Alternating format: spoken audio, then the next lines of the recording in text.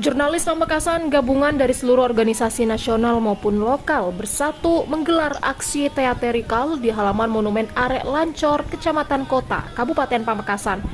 Teatrikal ini dilakukan sebagai bentuk keprihatinan terhadap jurnalis Tribrata TV yang diduga dibantai habis satu keluarga dengan cara rumahnya dibakar oleh orang tak dikenal.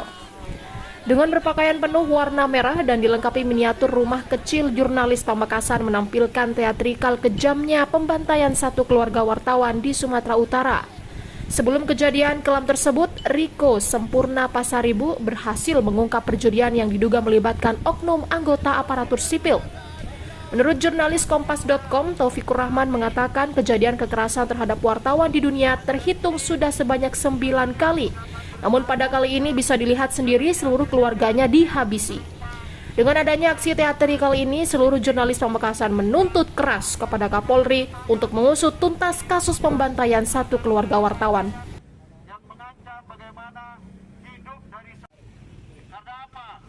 Judi online ini atau perjudian ini menjadi kejahatan yang sekarang ini para pelaku kejahatan, termasuk para pelaku kejahatan judi ini. Nah, apa yang dilakukan oleh korban Sempurna Pasaribu ini menegakkan keadilan. Ini adalah berat bagi kita. Wartawan ini pekerjaannya berat. Kenapa? Karena ancamannya adalah ancam yang nyawanya yang dihabisi gara-gara produk jurnalistik. Kami tidak ingin kejadian-kejadian serupa. Kami ini dilindungi oleh undang-undang. Kami ini dilindungi oleh hak asasi manusia. Jadi rumahnya dibakar. Anak ini dalam sejarah bangsa Indonesia adalah peristiwa pembunuhan. Hari ini jurnalis Pamekasan Bersatu melakukan aksi solidaritas terhadap tewasnya rekan jurnalis kita Sempurna Pasaribu. Kami menduga berdasarkan informasi yang kami dapatkan dari berita-berita yang kami baca bahwa Sempurna Pasaribu ini adalah wartawan yang sengaja dihabisi nyawanya. Bukan hanya beliau yang dihabisi nyawanya, tapi istrinya, anaknya dan cucunya juga dihabisi. Ini dihabisi bukan karena dia punya persoalan pribadi, tapi karena dia dihabisi nyawanya karena produk jurnalistiknya.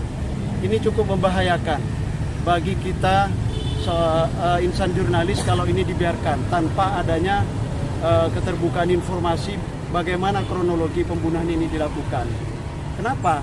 Karena berdasarkan kejadian-kejadian yang sebelumnya terjadi, ini sudah ada 9 wartawan di Indonesia ini yang nyawanya dihabisi karena persoalan produk jurnalistik.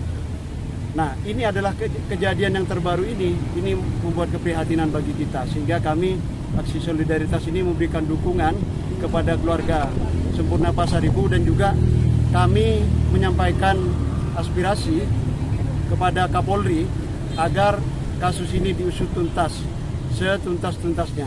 Kenapa? Karena dalam kasus ini informasinya ada aparat yang terlibat di dalamnya.